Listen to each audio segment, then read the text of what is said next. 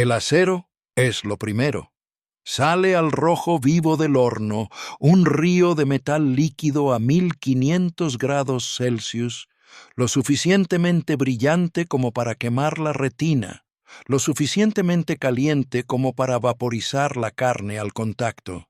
A las 7:45 de la mañana del 18 de abril de 2007, en el corazón industrial del distrito de Qinghe, ciudad de Tieling, provincia de Liaoning, China, 30 toneladas de este acero fundido se desprenden de su contenedor a 3 metros por encima del suelo de una fábrica. El cucharón, un crisol enorme de 2 metros de diámetro, diseñado para transportar fuego líquido desde el alto horno hasta la estación de fundición, se separa de su riel superior sin previo aviso. Se inclina al caer. El acero no espera. Fluye como el agua, pero se mueve como una avalancha, cayendo en cascada por una puerta, estallando por las ventanas, inundando una habitación contigua donde 38 trabajadores se encuentran durante un cambio de turno. 32 de ellos mueren en cuestión de segundos. 6 sobreviven con quemaduras que cubren sus cuerpos, con la piel carbonizada y sus gritos resonando en un edificio que apesta a metal quemado y carne quemada. Es el peor desastre que ha afectado a la industria siderúrgica china desde 1949 y ocurre porque una empresa optó por usar el equipo inadecuado para ahorrar dinero. La historia no comienza con el desastre, sino con una industria construida a costa de trabajadores cuyas vidas se miden en cuotas de producción y márgenes de ganancia. Qinghe Special Steel Corporation abre sus puertas en 1987 como una empresa estatal, una de las miles de fábricas que alimentaron el hambre de acero de China a finales del siglo XX. Durante décadas, la nación se construyó sobre el metal, puentes, ferrocarriles, rascacielos que se alzan desde tierras de cultivo convertidas en zonas industriales. Las acerías se multiplican por la provincia de Liaoning, una región ya marcada por la industria pesada, donde el aire sabe a humo de carbón y los ríos corren grises por la escorrentía industrial. A principios de la década de 2000, el auge económico de China se acelera. La demanda de acero se vuelve insaciable. Las fábricas expanden la producción. Qinghe Special Steel pasa de propiedad estatal a manos privadas, reestructurada en la ola de privatización que arrasa la industria china. Los nuevos propietarios ven una oportunidad. En 2006, la planta produce 70.000 toneladas de acero.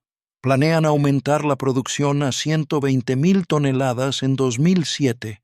Más producción significa más ganancias. También significa más riesgo, pero el riesgo, en el cálculo de una rápida expansión, se convierte en un costo aceptable para hacer negocios. Si ves este documental porque te preocupa la seguridad industrial, por los trabajadores que construyen el mundo que damos por sentado, considera suscribirte.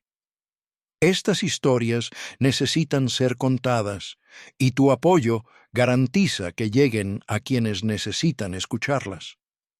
El sistema que mata a los trabajadores en Qinghe es engañosamente simple. Un alto horno funde mineral de hierro y coque para convertirlo en acero líquido. El acero debe transportarse a otras áreas de la fábrica para su procesamiento, fundición y enfriamiento. Aquí es donde la cuchara entra en el sistema.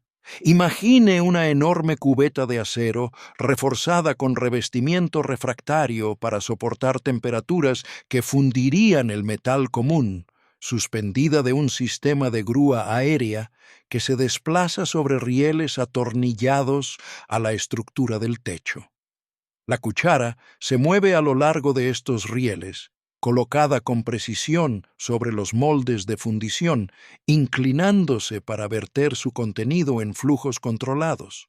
La operación requiere equipo especializado, grúas diseñadas para calor extremo, ganchos y grilletes diseñados para cargas que se mueven y chapotean con el peso del líquido, sistemas de frenado de emergencia que pueden detener el movimiento si algo sale mal. La cuchara en Kinge tiene capacidad para 30 toneladas de acero fundido. 30 toneladas.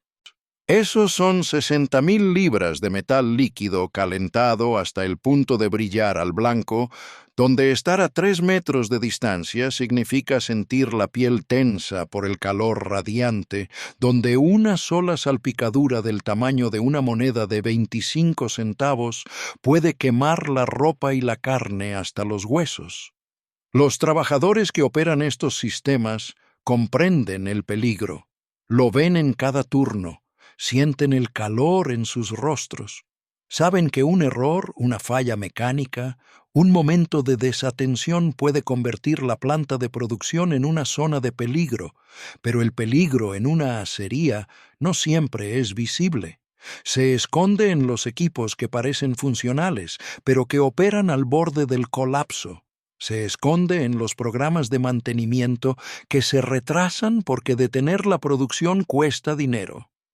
Se enquista en la brecha entre las normas de seguridad y la práctica real, entre lo que ven los inspectores durante las visitas programadas y lo que sucede durante el turno de noche cuando nadie vigila. En Kinge, el peligro se manifiesta en la decisión de la gerencia de reducir costos en equipos. La fábrica utiliza un polipasto industrial estándar para suspender y mover la cuchara de 30 toneladas. Un polipasto diseñado para operaciones de elevación generales, no para las condiciones extremas del trabajo de fundición. La diferencia es importante. Un polipasto de fundición especializado incluye sistemas de seguridad redundantes, materiales resistentes al calor, capacidades de carga más robustas con márgenes de seguridad integrados, y mecanismos a prueba de fallos que evitan caídas catastróficas si fallan los sistemas primarios. Un polipasto estándar carece de estas características. Funciona dentro de los parámetros normales hasta que deja de hacerlo. La investigación concluye posteriormente que esta fue la causa directa del desastre, pero los trabajadores nunca tuvieron acceso a esa información. Confiaban en el equipo porque no tenían otra opción.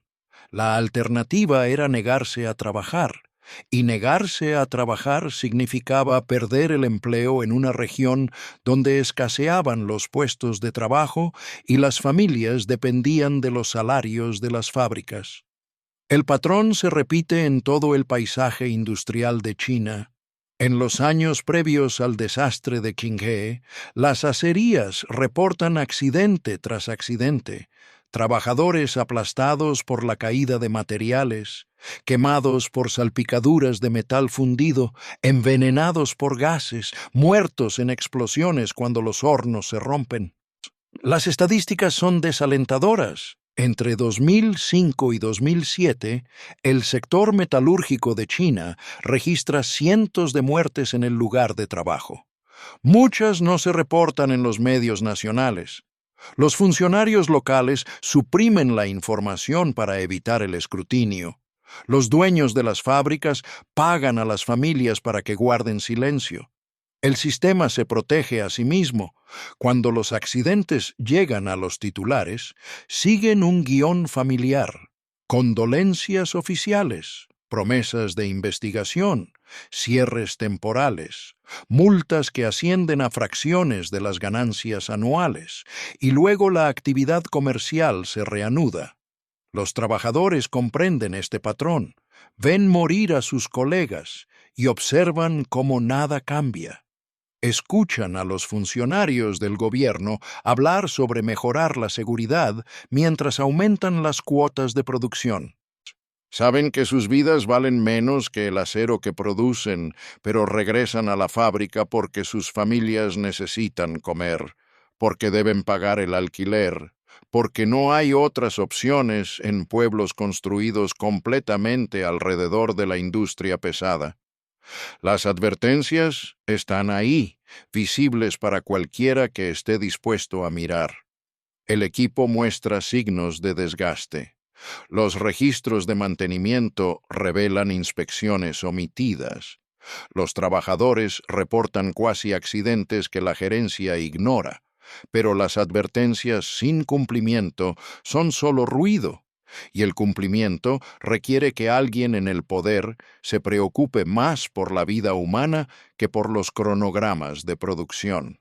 Deja un comentario abajo si has trabajado en la industria pesada o conoces a alguien que lo haya hecho. Estas historias importan, y tus experiencias se suman al registro de lo que realmente sucede detrás de las paredes de la fábrica. La comunidad de Kinge vive a la sombra de la acería. La fábrica da empleo a entre 300 y 650 trabajadores. Las fuentes ofrecen cifras contradictorias, lo que en sí mismo indica una mala gestión de los registros, y mantiene a innumerables más mediante negocios secundarios. Las familias viven en bloques de viviendas visibles desde las puertas de la fábrica. Los niños crecen respirando un aire cargado de partículas, jugando en calles donde el polvo lo cubre todo con una fina capa gris. La dependencia económica es total. Cuando la fábrica prospera, la comunidad tiene dinero para comida, educación y pequeñas mejoras en la vida cotidiana. Cuando la fábrica tiene dificultades, todos sufren. Esto crea una estructura de incentivos perversa. Los trabajadores no pueden permitirse quejarse de las condiciones de seguridad porque quejarse podría llevar al cierre, y el cierre significa pobreza. Las autoridades locales no pueden presionar demasiado con las regulaciones porque la fábrica genera ingresos fiscales que financian las operaciones del gobierno. Los propietarios lo saben que operan con impunidad mientras la producción continúe. Los trabajadores quedan atrapados en un sistema donde su supervivencia depende de aceptar riesgos que serían ilegales en países con seguridad funcional. Las familias entienden el trato. Cada mañana, cuando un esposo, un padre, un hermano, un hijo entra por las puertas de esa fábrica, se reconoce tácitamente que quizá no vuelva a casa. El salario justifica el riesgo porque sin él no hay nada. En la mañana del 18 de abril de 2007, el turno de día comienza como cualquier otro. Los trabajadores se reúnen en una sala contigua cerca del alto horno, esperando el relevo del equipo de noche.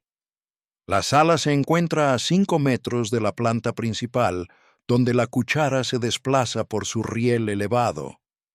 Funciona como sala de descanso, espacio de reunión, un lugar donde los trabajadores hacen una pausa entre el intenso calor del horno y las demás tareas del turno. 38 personas ocupan esta sala a las 7:45 de la mañana. Algunos hablan de sus familias, otros fuman, algunos simplemente esperan la señal para empezar a trabajar. En la planta de producción, los operarios colocan la cuchara sobre una mesa de trabajo. La cuchara, llena con 30 toneladas de acero fundido a 1500 grados Celsius, se desplaza lentamente por el riel elevado, guiada por el sistema de grúa. Los operarios han realizado este procedimiento miles de veces. Es rutinario, mecánico, una tarea que se completa con memoria muscular y precisión. Pero a las 7:45 la rutina se rompe. La cuchara se separa del riel elevado. El mecanismo exacto del fallo se analizará más adelante, pero en ese momento solo se oye el terrible sonido del metal desprendiéndose del metal, la caída repentina, la inclinación al chocar la cuchara con un carro de plataforma en el suelo de la fábrica. El acero fundido no espera la reacción de nadie. Se derrama de la cuchara inclinada en una cascada luminosa, extendiéndose por el suelo, buscando el camino de menor resistencia.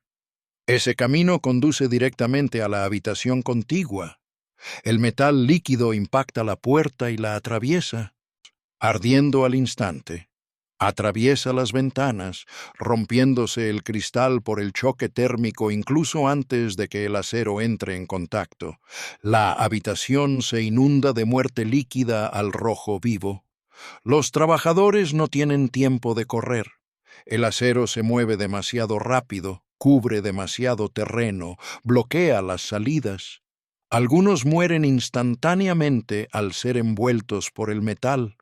Otros arden, sus últimos momentos, llenos de una agonía indescriptible. Los supervivientes describen más tarde el sonido, no solo un grito, sino un rugido como el de un ser vivo, el siseo del metal al chocar con la humedad, al chocar con la carne, al chocar con cualquier cosa que arda. Jiao Zhengyan, de 38 años, jefe de la sección de fundición de lingotes de la empresa, sobrevive gracias a que se agacha para recoger las herramientas en el momento en que el acero se derrama. Oye gritos y levanta la vista para ver cómo el cucharón cae, se inclina y el metal fluye. Golpea el suelo y le salpica el cuerpo, quemándole la ropa. Su mente se queda en blanco. Corre. No sabe cómo encontrar una salida. Simplemente corre. Otro superviviente cuenta más tarde a los periodistas que ser golpeado por el acero fundido se siente como si lo golpearan con barras de hierro, una sensación tan intensa que le impide pensar conscientemente. Sobrevive solo porque no gira la cabeza cuando el metal le salpica. Los 6 que sobreviven presentan quemaduras en la mayor parte del cuerpo. Tienen la piel destrozada. El calor daña nervios, músculos y órganos. Los médicos los trasladan de urgencia a hospitales, donde enfrentan semanas de agonía, cirugías e infecciones. 5 se encuentran en condición estable. 1 se encuentra en estado crítico. Todos enfrentan desfiguración permanente, dolor crónico y trauma psicológico que nunca sanará por completo. Dentro de la habitación, 32 trabajadores yacen muertos. El acero fundido los ha consumido, enterrado, convirtiendo sus cuerpos en restos carbonizados fusionados con metal frío. Cuando llegan los servicios de emergencia, no pueden entrar de inmediato. La temperatura en la habitación sigue siendo demasiado alta. El acero, aunque se está enfriando, irradia un calor que impide acercarse. Esperan, preparan el equipo, respiran con máscaras, porque el aire apesta a carne quemada y humo químico. Cuando finalmente entran, encuentran una escena de devastación tan completa que la identificación se vuelve imposible solo visualmente. Los cuerpos están demasiado quemados. Se requerirán pruebas de ADN para identificar a las familias a qué víctima pertenecen los restos. La destrucción no termina con los 32 muertos. Se extiende en oleadas de dolor y trauma que afectan a cientos de familias, miles de miembros de la comunidad. Los sobrevivientes llevan cicatrices que los marcan de por vida, no solo en su piel, sino en sus recuerdos, en las pesadillas que los despiertan jadeando, en la forma en que se estremecen ante los ruidos fuertes, en su incapacidad para regresar a cualquier lugar de trabajo que implique calor o fuego. Las familias de los muertos reciben cuerpos que deben ser identificados mediante pruebas genéticas porque el fuego los ha vuelto irreconocibles. Las esposas pierden a sus esposos. Los niños pierden a sus padres. Los padres entierran a sus hijos. El dolor se ve agravado por la rabia. Rabia contra la empresa que recortó gastos, contra los funcionarios que no hicieron cumplir las regulaciones, contra un sistema que prioriza las ganancias sobre la vida. La comunidad de Qinge se tambalea. Cada hogar conoce a alguien que murió o resultó herido. La fábrica, que una vez representó prosperidad y empleo, se convierte en un monumento a la negligencia. Los trabajadores que quedan deben regresar a la misma fábrica, pasar por la sala donde murieron sus compañeros, operar equipos en los que ya no confían. Todo ello sabiendo que nada fundamental ha cambiado, salvo que la gerencia ahora enfrenta consecuencias legales que probablemente equivaldrán a castigos menores y gestos simbólicos. El recuento de 32 muertos representa no solo a individuos, sino a familias enteras destruidas, futuros borrados, potencial jamás alcanzado. Cada una de esas 32 personas tenía planes, sueños, relaciones que definieron su existencia. Todo termina en segundos porque alguien decidió que una grúa estándar era suficiente para transportar 30 toneladas de acero líquido. La respuesta de las autoridades sigue un patrón predecible. En las 24 horas siguientes al desastre, la policía arresta a 4 personas: el dueño de la planta, un gerente, un operador, un técnico y un supervisor de taller. Los nombres exactos varían según los informes, lo que refleja el caos que rodeó el incidente. Se les pone bajo control, un eufemismo que sugiere detención sin cargos formales hasta que finalice la investigación. El gobierno promete una indemnización, un mínimo de 200,000 yuanes, aproximadamente $26,000 estadounidenses, a la familia de cada víctima. Esta cantidad representa un cálculo de valor humano medido en dinero, un gesto que no puede restaurar la vida, pero reconoce la responsabilidad en el único idioma que el sistema entiende. La Administración Estatal de Seguridad Laboral inicia una investigación inmediata y cierra la fábrica, una práctica común en China destinada a preservar las pruebas, pero que también impide la verificación independiente de los hechos. La investigación concluye en 5 días. Sorprendentemente rápido para un desastre tan complejo. El informe oficial identifica la causa directa: el uso de un polipasto estándar en lugar de equipo de fundición especializado. Enumera los factores contribuyentes: medidas de seguridad laxas, gestión caótica, almacenamiento desordenado de equipos, espacios de trabajo estrechos, pasillos de seguridad inadecuados. El lenguaje es burocrático, clínico, diseñado para atribuir culpas sin abordar las fallas sistémicas. Sun Huashan, subdirector de la Administración Estatal de Seguridad Laboral, ofrece una conferencia de prensa donde declara que este es el accidente más grave que ha afectado a la industria siderúrgica china desde 1949. Habla de mejorar los estándares de seguridad y reforzar su cumplimiento. El público escucha estas palabras y recuerda promesas similares hechas tras desastres anteriores. El patrón es familiar. La tragedia provoca indignación. La indignación provoca una respuesta oficial. La respuesta oficial se desvanece a medida que la atención de los medios se desplaza a otras áreas, y luego las condiciones vuelven a la normalidad hasta que ocurre el siguiente desastre. La pregunta no es ¿por qué ocurrió el desastre? Eso es bastante claro, sino ¿por qué siguió ocurriendo a pesar de las advertencias, regulaciones e incidentes previos? La respuesta reside en la economía de la rápida expansión industrial.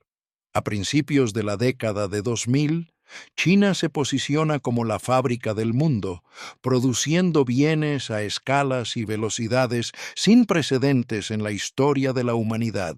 El acero se convierte en la base de este crecimiento. La demanda supera a la oferta. Los precios suben. Los márgenes de beneficios se expanden. Los dueños de las fábricas se enfrentan a una intensa presión para aumentar la producción, cumplir con las cuotas y captar participación de mercado mientras las condiciones favorecen a los vendedores.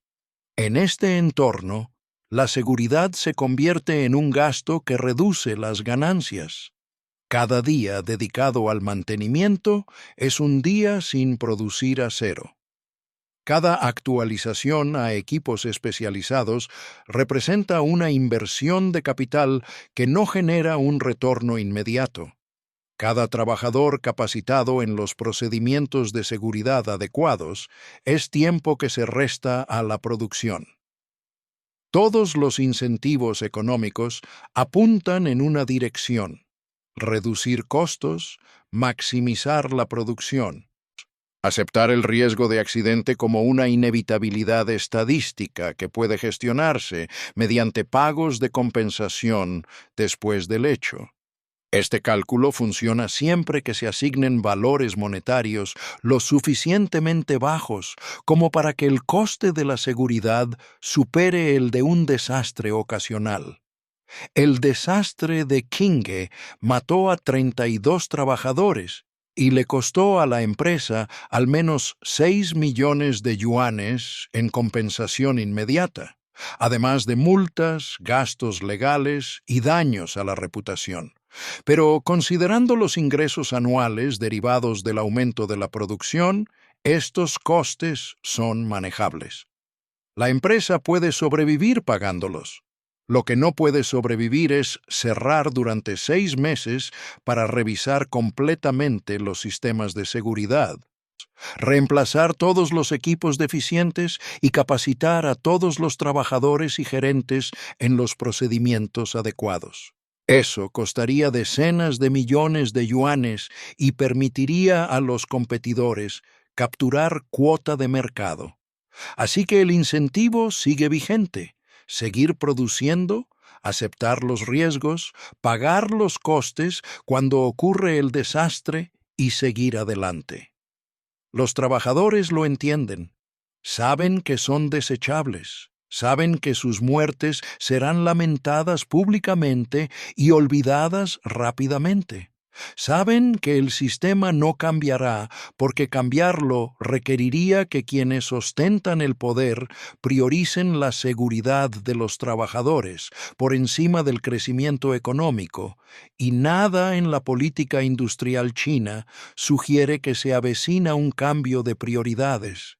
¿Qué haría usted en esa situación? ¿Qué le dirías a tu familia sobre los riesgos que corres para llevar comida a la mesa? Comparte tu opinión en los comentarios. El legado del desastre de Kinge se refleja en los informes oficiales y las promesas gubernamentales, pero también en las sillas vacías en las mesas, los niños que crecen sin padres, las viudas que deben reconstruir vidas destrozadas por la pérdida. Inmediatamente después, las autoridades prometen reformas radicales para la industria siderúrgica china. El informe oficial de investigación afirma claramente: algunas empresas no pueden adaptarse a las exigencias de la rápida expansión e ignoran la seguridad. No se realizan inspecciones de seguridad, lo que provoca múltiples accidentes. Las condiciones de seguridad laboral en el sector metalúrgico son extremadamente desalentadoras. Estas palabras reconocen un fallo sistémico, pero reconocerlo sin actuar carece de sentido. Los años posteriores a 2007 presenciaron continuos accidentes en las acerías chinas. En 2012, otra explosión en una planta siderúrgica de Liaoning mató a 13 trabajadores. El ciclo continúa. Trabajadores mueren. Las autoridades investigan. Las empresas pagan multas. La producción se reanuda. Este patrón se resiste al cambio porque está arraigado en la estructura económica de la rápida industrialización. Los países que ahora aplican estrictas normas de seguridad laboral atravesaron períodos similares en su propio desarrollo industrial.